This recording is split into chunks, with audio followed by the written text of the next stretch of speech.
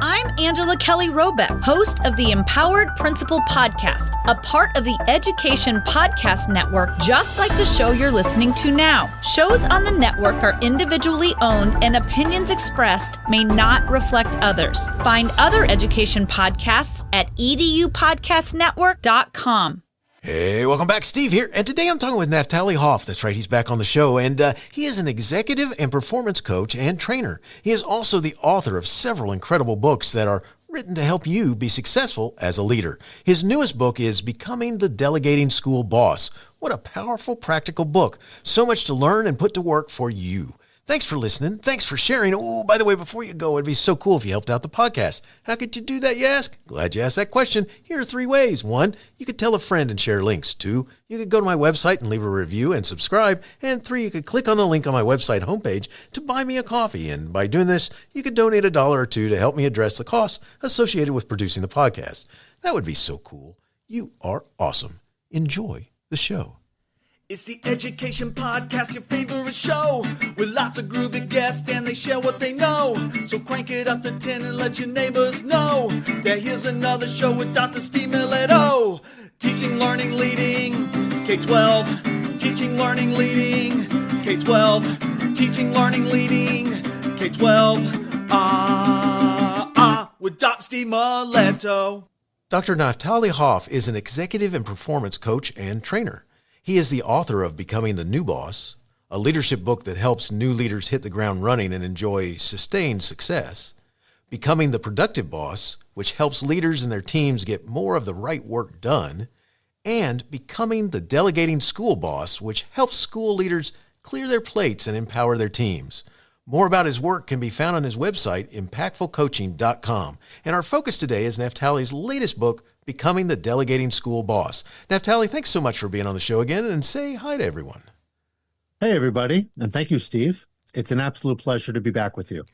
Well, it's great to have you here, and we're going to talk about delegation, and this is such a cool topic because it's so much needed, and wish I had had your book when I first started as a leader a long time ago. So what first made you realize delegation was such a critical leadership issue in schools? Yeah, and if I may for a second, because my bio probably didn't pinpoint for this audience enough my personal relationship, not only with the topic, but with school leadership in particular. So yes, I'm a performance coach and I work with executives and leaders, both for-profit and non-for-profit, including schools. But my background is that in education. So I was a classroom teacher, I was a principal. I understood from working in schools at many, many schools. I was in the independent school world, but I don't think it really matters. Are understaffed.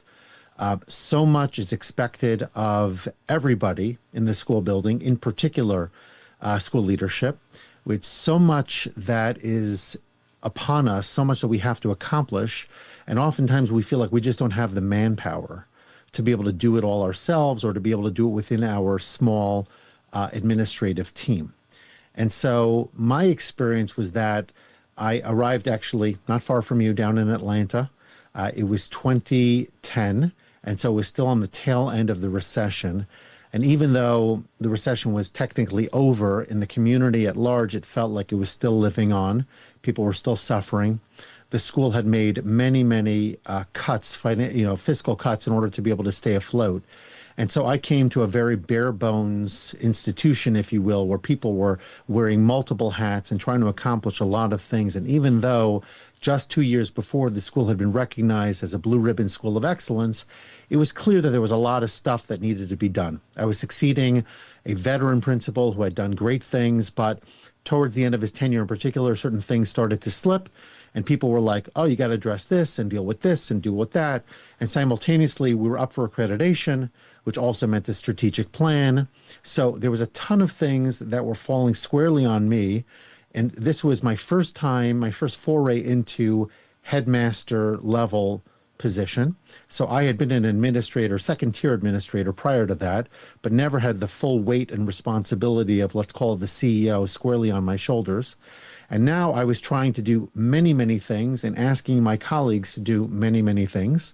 And people were just feeling the brunt of all of that responsibility, trying to meet the needs and the expectations. And part of that, by the way, on me was a matter of managing expectations, which is not our topic, but is related to our topic. It's like a first cousin in a way, because anything associated with productivity has to ultimately boil down to, well, what am I really expected to do? What are my priorities?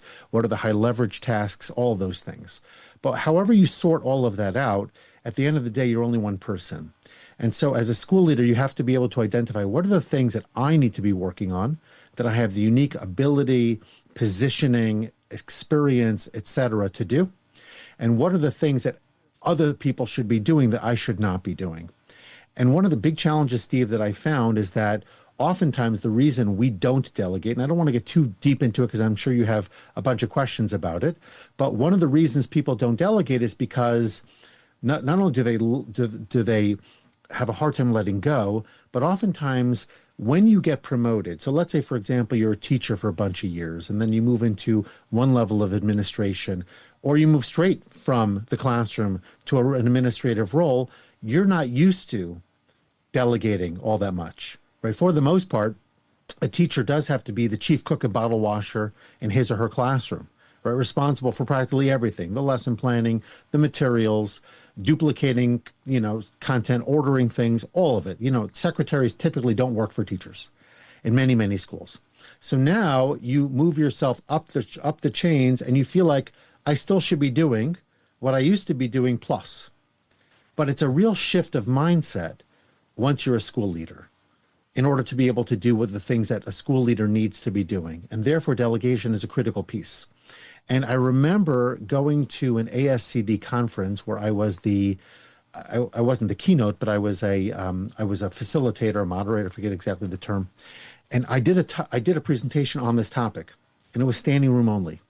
And they actually encouraged me to write a book on the topic, which I didn't ultimately do for them, but I did it for quote unquote myself. And that's the book that we're talking about now. It's been many years in formation in my mind, but other things came up. And now I finally brought it to a head, and I'm excited to talk about it further with you. That's awesome. This is such an important topic that, and I think it's neat that you had that experience with standing room only in the class. Because they could have chosen anything else, and whatever else was going on at that conference, and that's a good, quite telling, I guess, is my point, which is incredible. So, all right, so. Before we get into specifically about delegation, we're going to start off by talking a little bit about this. How did Jack Welch's idea that leadership is about growing others show up or fail to show up in your early leadership?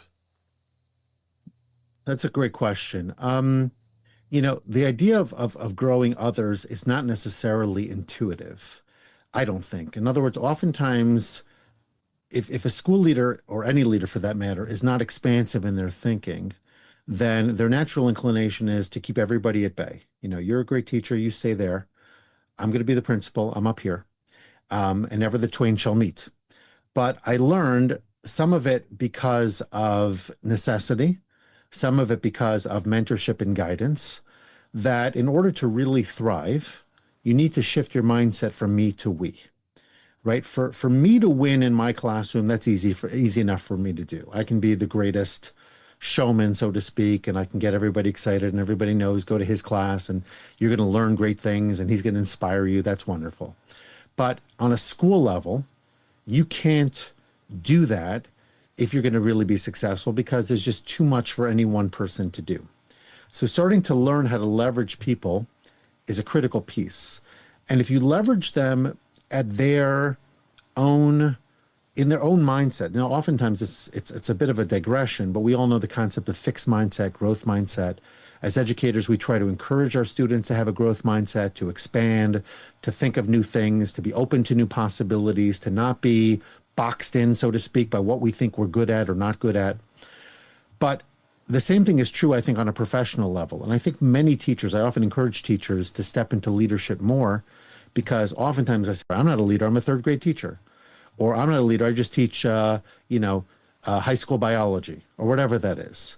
But you are a leader, because not only do you lead your students, and of course lead yourself, but you can lead your colleagues, and you can even lead up insofar as having ideas and thinking differently about the process and what's working and what isn't. And so a great leader creates space. In fact, I'll talk about, if we get into it, the 13 steps of delegation. The first step, which was the last step that I added, but it's the first step in terms of how I present it today, is that leaders need to build a culture, a delegation culture, which means to say that I need, as the leader, to give permission, to set expectations, to be able to say, this is something we do around here. Because if I don't, people will typically stay in their lanes. Nobody wants to be the kind of person who's viewed as a disruptive individual or a selfish person. And so they're just going to do their job and do it the best that they can. But it takes a certain degree of gumption, as we say in Hebrew, of chutzpah, to be able to go in there and say, hey, I have a better way of doing things. We should really be looking at it in another way. So giving people permission, not only giving permission, but stating it as an expectation that people should be stepping into things, looking for opportunities, seeing where they can make a contribution. All of that does feed into where you started with this, which is building leaders. And if I think to myself, how did I get into my position? Probably because somebody invested in me. Somebody was willing to mentor me. Somebody became a role model for me.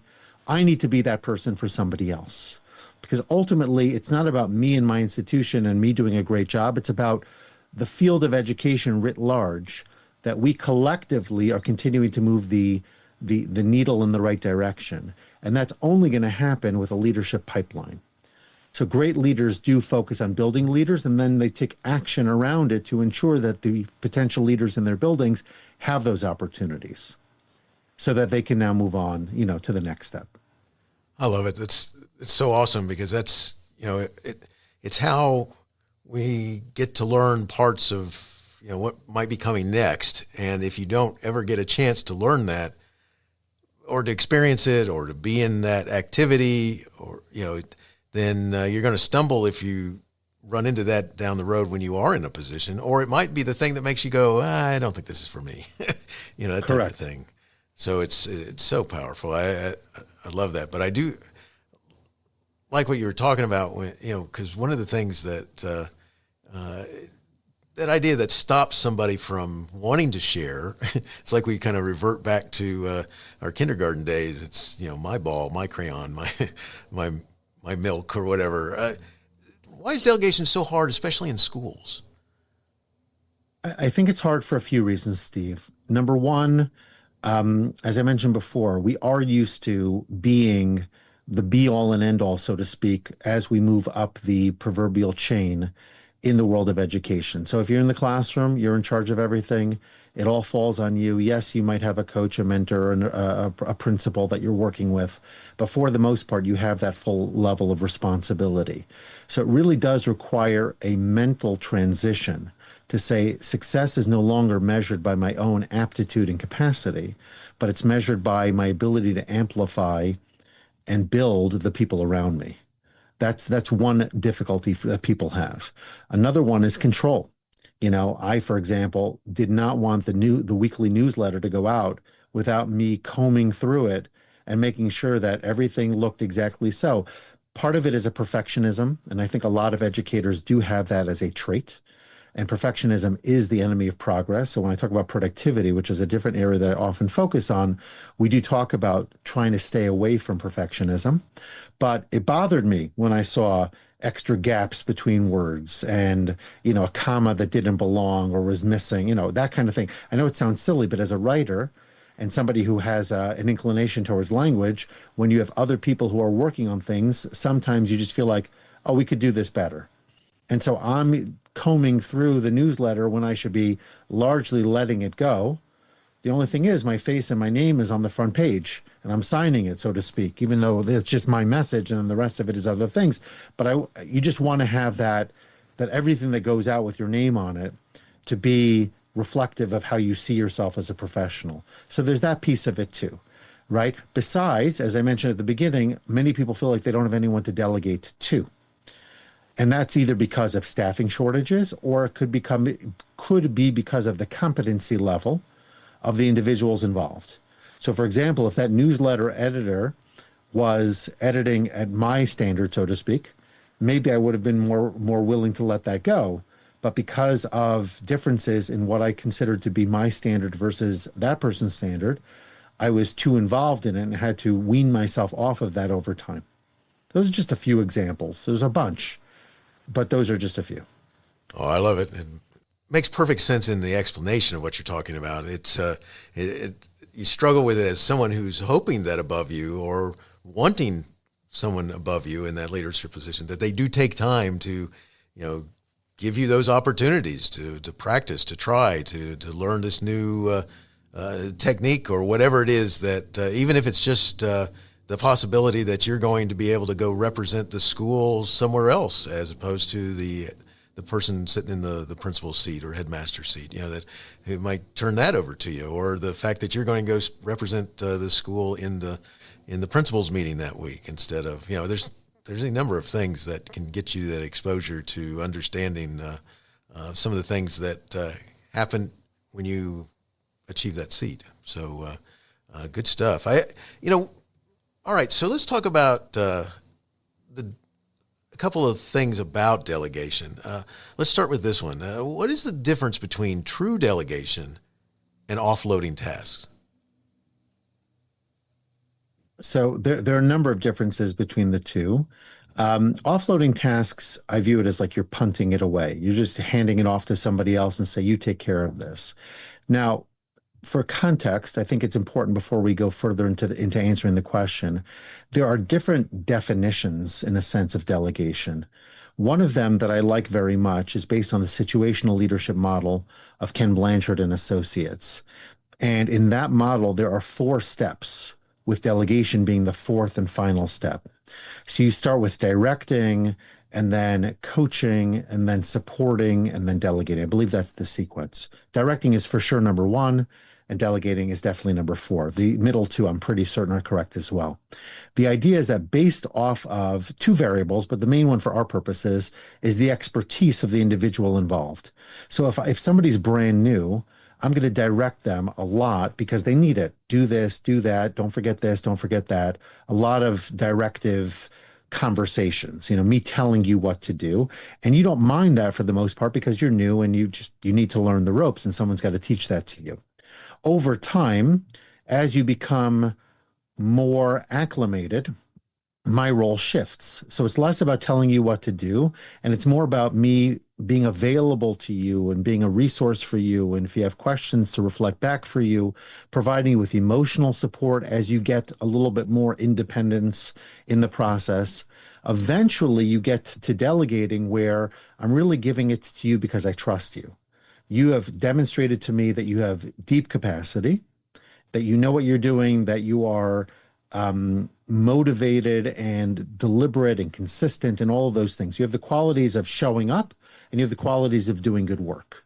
And if you combine those 2 together, I don't have to worry about it because I know you're going to handle it and handle it well.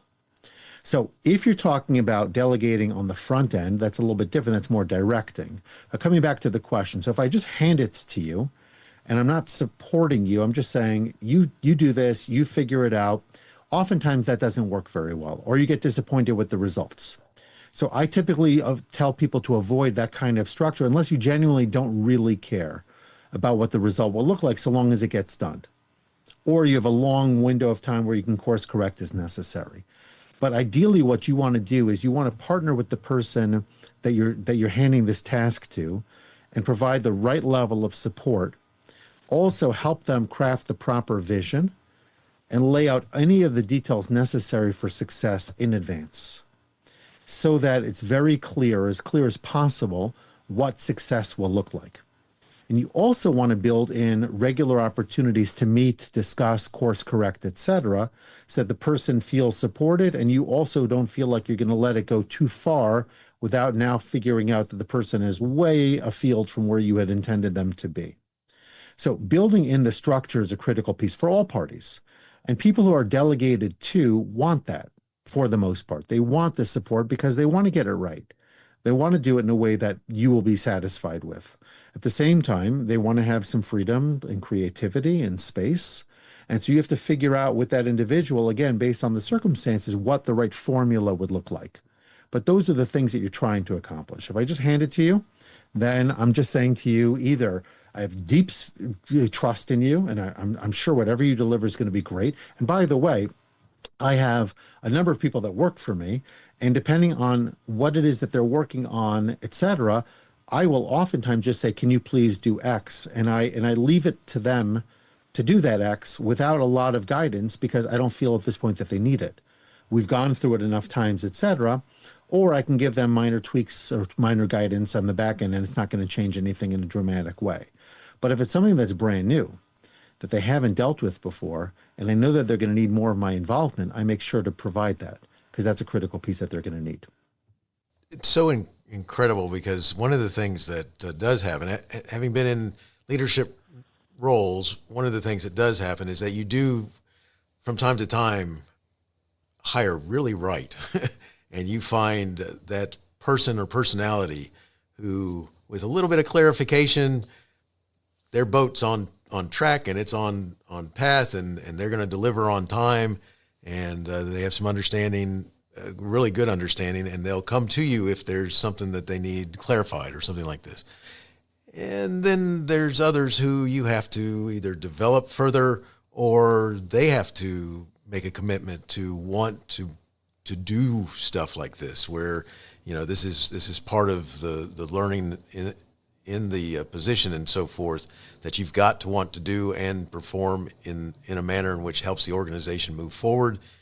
That's where control and this desire to, you know, try and make sure the outcome is what you want it to be, they kick in, and I think we have to figure out how to control that little gremlin or whatever you want to call it that's on your shoulder going, just do it, all right? Just go out there and do it, and that way you don't have to wait, and you know it's done the way you want it to.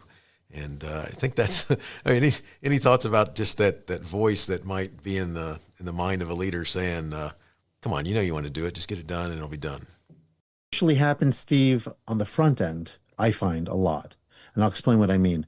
Oftentimes, one of the reasons people don't delegate to begin with is because they feel that the process of delegation with the conversations and the training and the other elements, as they say in the vernacular, the juice isn't worth the squeeze, right? By the time I've trained you to do what needs to be done, I can just have gotten it done myself. And that is true. There's, you know, good logical foundation for such a hesitancy. And the way that I often discuss it with people is, are we looking at a one-off here? Or are we looking at the kind of thing that when they master this, they will be able to do it continually for a prolonged period of time? So if it's a one-off, let's say, for example, you have an upcoming event and you need somebody to throw it together. By the time you've trained that person how to do that, you have already put the program together yourself or could have, then it's probably not worth it. But if you want this to be your events coordinator moving forward, and you want this person to be able to handle not only this event, but let's say 5 events a year or whatever it is. So now the investment on the front end, the short term, which may seem to be disproportionately large, will pay itself back in the long term. So I think it's really a question of, are we playing a short game or are we playing a long game? If you're looking at a short game, then delegation is often not the right approach, especially if the person is not skilled in that area. But if you're playing a long game, you want this person to now take on something that they haven't taken on thus far, right? Then you need to train them in. And that's going to take some time. But once you do it, it's done. And in my school leadership, we had this issue because, like I said, when I first arrived, not only were we short-staffed, but we had people, I felt, to use Jim Collins's imagery, we had the right people in the wrong seats. And so we needed to shuffle the seats a little bit. But when those seats were shuffled, it did require some upskilling and some training and some support till those people were fully comfortable and ready to, to manage their domains with greater confidence. I love that, because I think sometimes that's really what part of the problem that's happening is this is taking a while, that type of thing. And it's like, don't listen to that voice. It's like, okay, let's move forward, because you got to play this long game. You got to give them opportunities to show and to clarify and help them move further up the road, and develop those skills that are necessary. So right. I love that. All right. So If I may, Steve, before you continue, just the long game on the principal side also. One of the things that I think a lot of school leaders have somehow defaulted into is that it's normal for me to be in the building from, I'll just make up some number, 7 a.m. to 7 p.m. It's normal for me to have a 12-hour workday or something like that, or to have an 8 to 10-hour workday in the building and an X number of hour workday outside of the building. So we almost condition like, well, that's just the job. And the point here partially is it doesn't have to be, right? What we want to achieve here, going back to my first book, since you reference it for a moment, I talk about the new leader's guide to sustain success. And the issue of sustain, the last segment of that book focuses on sustainability, right? Being in it for the long haul, being able to make sure that you, as they say, as Stephen Covey would say, you sharpen the saw and you make sure that you're not burning your candle at both ends. And oftentimes what happens in school leadership is that there's burnout, there's a lot of churn, a lot of burnout in relatively short periods of time, and we lose a lot of quality people because the job is just too big. And they just say, I can't handle this anymore. It's not for me. So if you are willing to delegate as a piece of your overall time management, besides for that, there's prioritization, the other things that a school leader needs to be doing. But if you can delegate as part of that, what you're doing is you are also preserving yourself for the long haul, which is it's big picture thinking, but it's really critical thinking. Because otherwise, like I said, many teachers just run themselves into the ground, and then they feel like they don't have anything else to give. It's such a powerful statement right there, because I think that happens too often. I go back to something you said just a second ago, which is that whole idea that I'm here from 7 in the morning until 7 at night, and this is what I'm just going to get it all done, and you can't.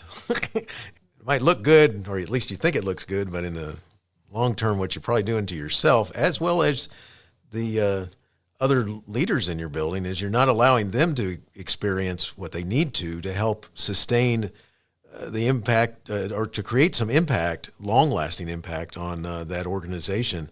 Instead, it's going to, if you get sick and have to leave, or you just move on and go somewhere else, then they're probably going to start all over again instead of be able to pick up where you left off.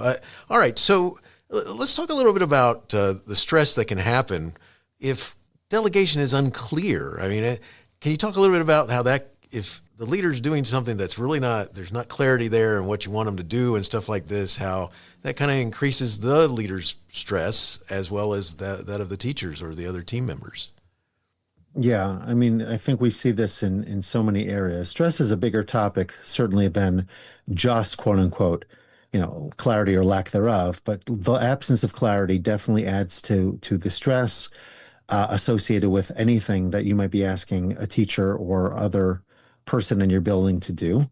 But regardless, leaving alone the issue of stress, I think the general issue of clarity is a critical piece. Like what you're talking about, Steve, if I know exactly what is expected of me, I'm going to do it with greater intention.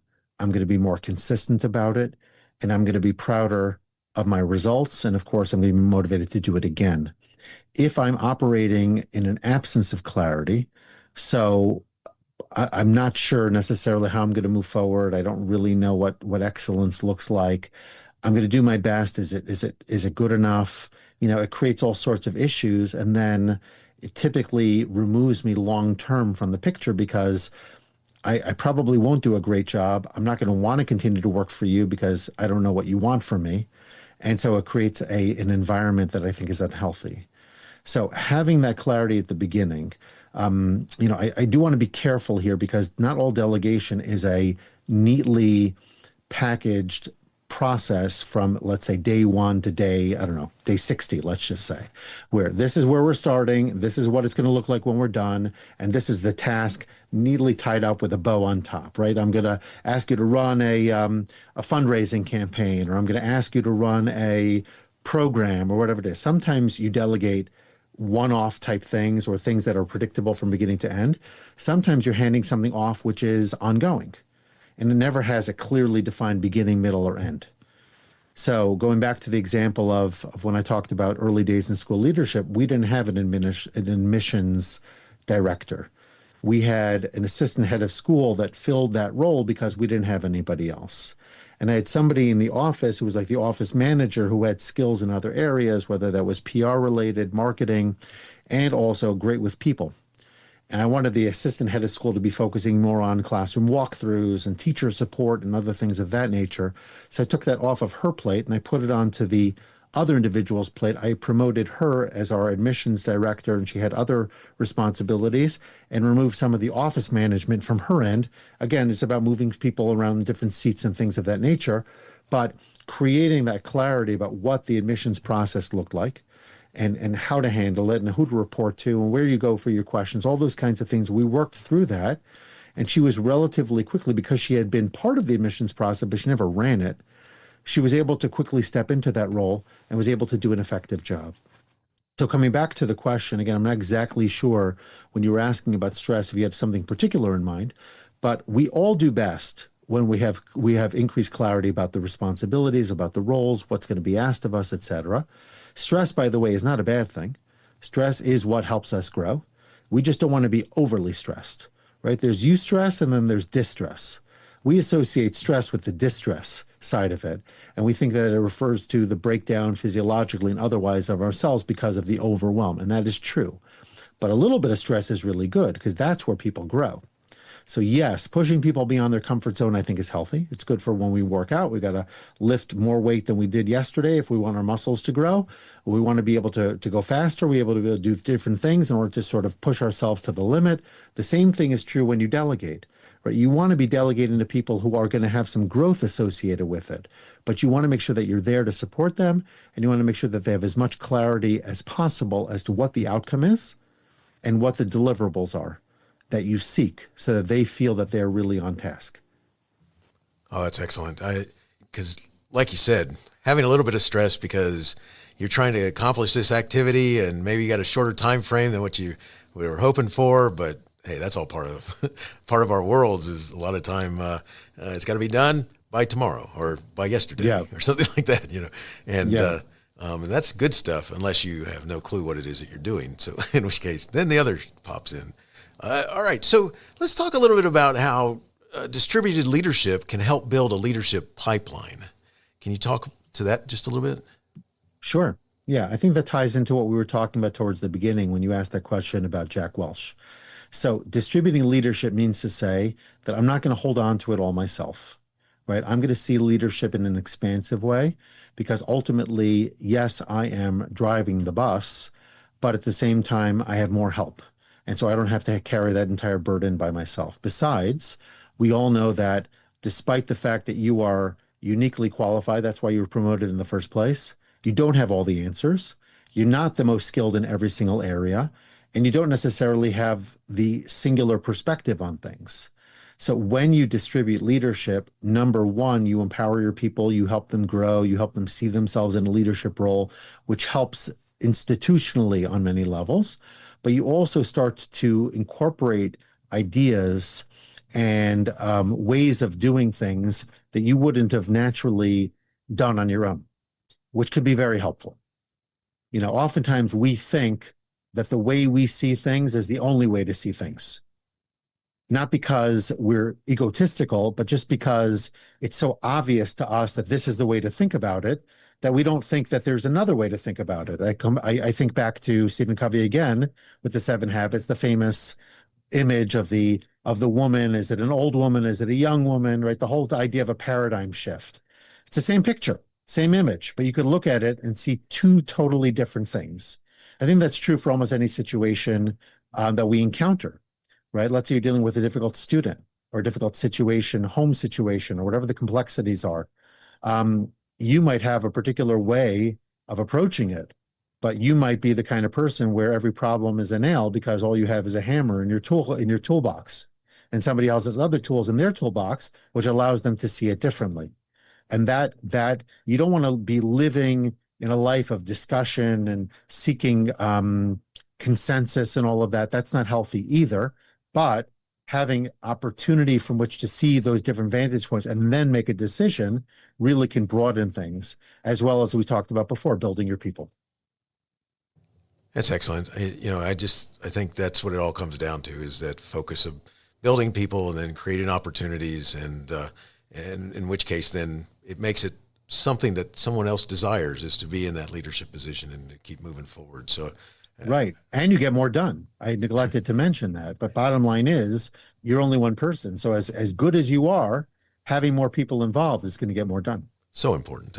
All right. So, our world as a principal or headmaster, one of the things that happens from time to time is that you have a little bit of emergencies. You have these crises that happen, that take place. It's not all calm like we'd love to have every day, following just by the calendar, how we've laid it out, and we're going to be able to do this, that, and the other, the way we're thinking we will be able to do it.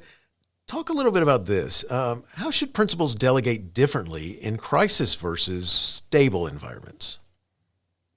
Yeah. So crisis typically, Steve, brings you back to what we talked about before about dictating or directing.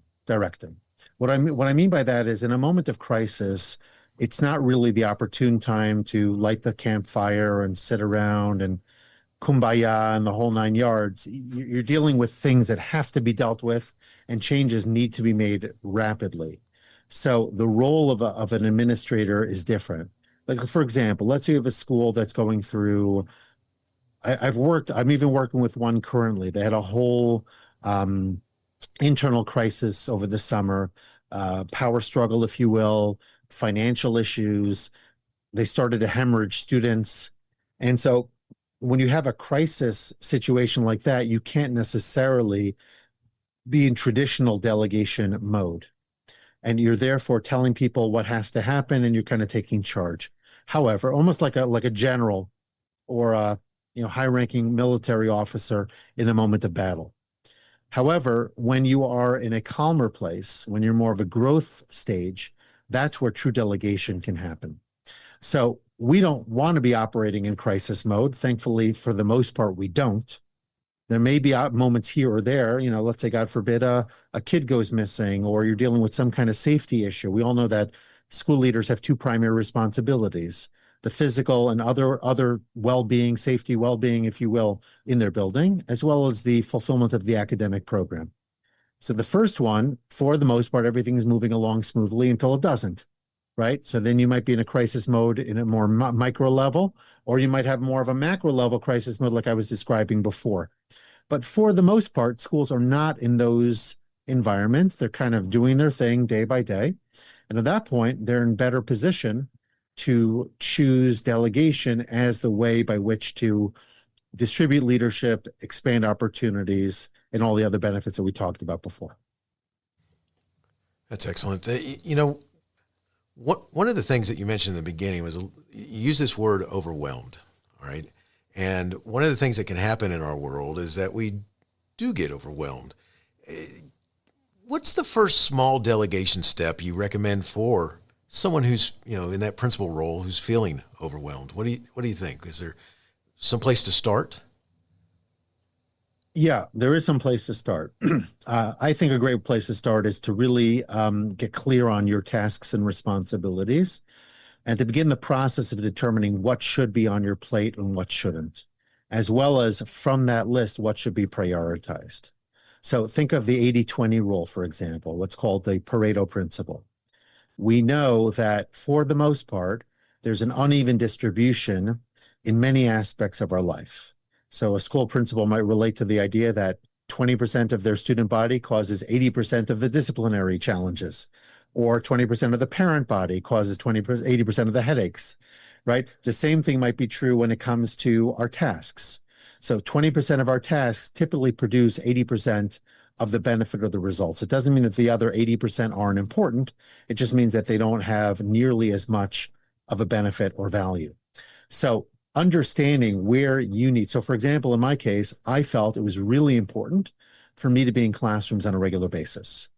I felt like teachers needed that feedback. That was going to be based on Marzano's research and others, understanding that a school leader probably the most influential or impactful thing you could do is to be involved with and to guide and support teacher instruction.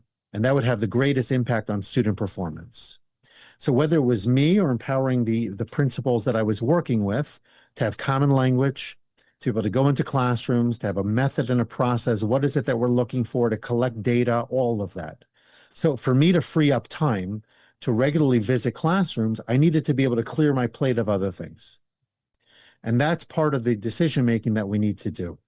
So the overwhelm comes from when we have too much. We talked about it with stress before, right? When I feel like I've got more on my plate than I can handle and I'm overwhelmed, I start to break down. The question becomes, can I automate, eliminate, or delegate any of those other things so that I don't have to deal with them anymore? Okay, and in the world of AI, we've got other opportunities as well, specifically on the automation side that maybe we didn't have previously. But the things that I can eliminate, I don't have to do this at all, right? Sometimes we think that this is so critical, and then we say to ourselves, or it happens where we don't do it for a little while and nobody even notices, right? Like maybe I didn't have to do that in the first place. So you just eliminate it. Or you delegate it, as we've been talking about. And that's the distributed leadership. That's the opportunity to get other people involved. Right? Even if it costs you more in dollars because you have to, let's say, pay a teacher more or whatever it is in order to do certain things, at the end of the day, it's still worthwhile because it lets you focus on what you're most effective at. And I often tell people, just pure numerically, right? Oftentimes in education, we're not thinking of it in a budgetary or a financial or business sense, like a return on investment sense of the thing. But let's just say, for example, that a principal is paid 2 to 3 times the average salary of a regular classroom teacher, right? That means, or even more so perhaps as someone on the office staff. Let's just use that as an example. That means that I have to be just because of what I owe the institution paying me, I have to make sure that I'm doing, let's call it $100 an hour tasks and not $20 an hour tasks, right? If I'm doing secretarial work, when I have a secretary to do that, or if I don't, maybe I need to hire one, because I shouldn't be doing a secretary's job. I'm not a secretary. Now, there's nothing wrong with being a secretary, but that's not me. That's not what I was hired to do. So I have to be very protective of my role and responsibility, because the second I cheapen or somehow devalue my time and my effort and my everything else, overall, it's not just I who'm doing whatever it is, doing more work. I'm actually doing a disservice to the people who hired me.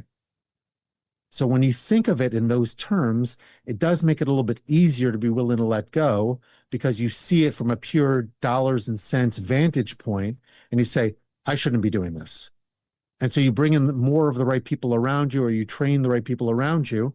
Even if you're promoting this woman that I talked about before with the admissions, it wasn't a massive financial increase that we gave her. I gave her an increase, but it was just more of a token increase, like a recognition that you're doing more. But it didn't adjust our budget in any dramatic way. And yet we got much more out of it, which I think was ultimately to our benefit. That's excellent. I love having this talk with you. This is, the longer we talk, the more we talk, it's evident that this is a very important book that you've created here. And one of the things, we're getting close to finishing up, and one of the things I want to make sure that I get you to talk about is something that I just heard you mention just a little bit just a second ago, which is feedback. Can you talk about what role feedback plays in sustainable delegation? Oh, sure. So you remember earlier I talked about building feedback opportunities into the process. Let's say, for example, having a weekly meeting or something along those lines. Yes. There are a couple of reasons for that. And one of the main ones is because we don't want to be in, as Ken Blanchard would say, leave alone, zap mode. And that often is what happens when it comes to leadership. So I don't want to be that meddling leader. I don't really want to bother you. So I'm going to leave you alone. I'm going to leave you alone, leave you alone, leave you alone. But I'm not seeing a better result. In fact, it's getting worse, and I'm getting more agitated and more frustrated. My stress levels are increasing, and I'm about to explode. But I hold myself back a little bit longer, and then finally I snap, and then I zap, right? So it's called leave alone zap. It's a terrible sequence, because for the most part, people are doing the wrong thing don't self-correct. They don't just figure it out. They need guidance. and they need somebody to step in on an earlier point and say, hey, let's fix this. So if you build it in to your let's call it schedule, and say every Tuesday, let's talk 8 to 8:30 in the morning, update on how it's going, problems that you're having, whatever that is. So it's not like I'm now coming in, oh, the principal wants to talk to me kind of thing, because even teachers don't like to be called into the principal's office, right? Oh, yeah. So you have to, but if it's built in that we're going to talk every Tuesday, then it's a natural way of discussing it, and it flows from our relationship. Without feedback, you can't course correct because you don't know any different. You think you're doing the right thing. But we all know that in aviation, for example, there's continuous course correcting happening. And most people don't realize it. When you're flying, as a passenger, you don't notice this, but they're course correcting probably hundreds of times, minor course corrections, that if they don't make them and you're flying from New York to Los Angeles, next thing you'll know you'll be in San Francisco because you didn't make those course corrections. So a little correction at the beginning, amplified over a long period of time, could have a huge difference about where you wind up in terms of your destination. And that's why feedback is such an essential element if you care in a meaningful way about the result. Again, if the result could look 100 different ways, like it could be a newsletter and it could look, all sorts of ways and still be good, then maybe you take your hands off and you just let them fly. But if you feel like there has to be a particular deliverable at the end of this that is in alignment with certain expectations, et cetera, then of course being involved from the outset is a critical piece, and letting them know that it's not because I assume you're going to be making mistakes. It's just I know that there's a lot that goes into this. So I'm going to build this in from the beginning so that we make sure that we never lose sight of what's necessary, and you'll have a platform by which to ask questions and get clarification. Excellent. Love it. Naphtali, how do you hope that your book, Becoming the Delegating School Boss, changes principals' thinking about leadership? Well, delegation is not the only piece necessary for effective leadership, Steve, but it's certainly an important piece, because if I'm not effective with my time, I can't be doing the things that really matter. And if I'm not allowing people to grow, that I'm keeping my people locked in place. So I think it's important purely on those levels. However, I also know, as I mentioned before, that school leaders, it's very rare you walk into a school building and the school leader just looks calm. They just look at ease. They're comfortable, right? Nothing, right. Because there's always something happening. I feel like there's always somewhere for me to be, always a fire for me to put out, that kind of thing. When school leaders get a handle on their time, on their priorities, etc., they're going to be in a much better place. The building will feel like to be in a better place. And the result is just all the benefits we talked about before, people feeling empowered and valued, the school leader feeling like they have the energy to keep going and continue to grow themselves and others. So it's not the full picture by any means. It's not even a full picture when it comes to productivity. It's a segment, it's an element, but it's an important piece. And it's often the place where principals are hesitant to dive into because of the trust issues, because of the fact that their name is on things, et cetera, et cetera.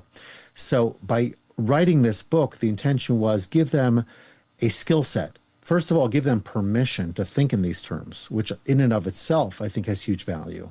But then also the tools by which to walk everybody through. And the reality is, Steve, this book, I bet, if anybody picked it up, whether you're a school leader, a business leader, a nonprofit leader, doesn't matter, upwards of 90% of the actual, let's call it, instructional content. I'm not talking about the examples, but the instructional content, the do this, don't do this, the steps that I lay out, they're relevant to anybody. I do this presentation for business professionals all the time. But I wanted it to be very niche to school leaders, not only because that's my background and my own experience, but also we all do best when the examples speak very directly to us. So if I would have written a generic book on delegation that anybody could benefit from, it would have been great for everybody, but it wouldn't have necessarily taken anybody to that next level to the same degree, especially in the area of school leadership where there is a lot of hesitation around it. But now that I've put it very much in their language and in their terminology, using examples that everybody can relate to, it makes it that much more approachable, I believe. And I'm really hopeful that as a result of that, it's going to open up the doors. We're not here to delegate. We're not here to manage our time. We're here to educate kids. But there's a lot of stuff around that gets in the way. And if we don't handle that stuff right, then the education ultimately suffers. So that's what this is about. It's creating the space for the right people to do the right work so that the ultimate goal, which is helping the students succeed academically and in other arenas, really is possible because we're putting our attention and our energy where it belongs. That's so powerful. The importance of understanding what we're doing overall sometimes escapes many leaders. So that's a good point. Bringing us back to that.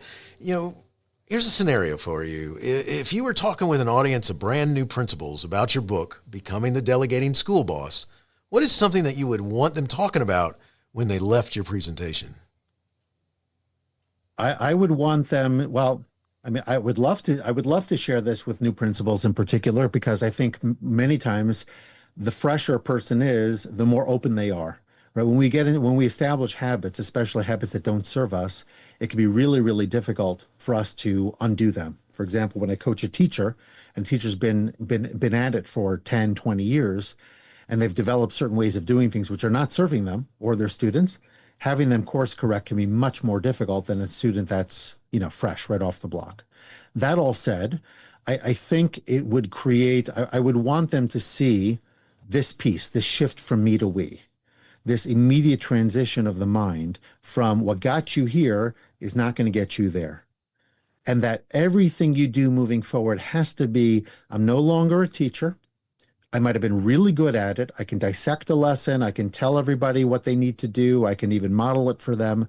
But that's not my primary responsibility at this point. My primary responsibility is to identify opportunities for growth. And it starts with me. If I'm willing to empower others, if I'm willing to admit that I don't have all the answers, if I'm willing to, to do things that may take the glory off of myself and the spotlight off of myself and put it on other people, then that's going to have a positive trickle-down effect. And it's going to create a much more inclusive and open and supportive environment that I'm going to be leading by example. Love it. So awesome. Last two questions for you. The first one goes like this. Naphtali, where can our listeners find additional information, connect, and learn more? Well, about me, the two places where the place that I hang out the most online is LinkedIn. So that I definitely check out my LinkedIn profile and the stuff that I'm posting there. I post typically at least once a day. So there's quite a bit of content that I'm sharing. My website is, I think, a treasure trove of all sorts of goodies, including the ebooks that people could download, productivity and other self-assessments, a blog, my old podcast, which has been hibernating, but still there, all the episodes. So a lot of content on impactfulcoaching.com. Excellent. I'll put that information in the show notes so they can easily reach out and connect with you. And the last question goes like this. Do you have a teacher in your past who made a difference in your life? If so, who was it? And what would you say if given the chance to say thank you? I've had a number of teachers that have made a difference. It's interesting because I oftentimes, Steve, do this kind of presentation, like developing positive relationships with your students.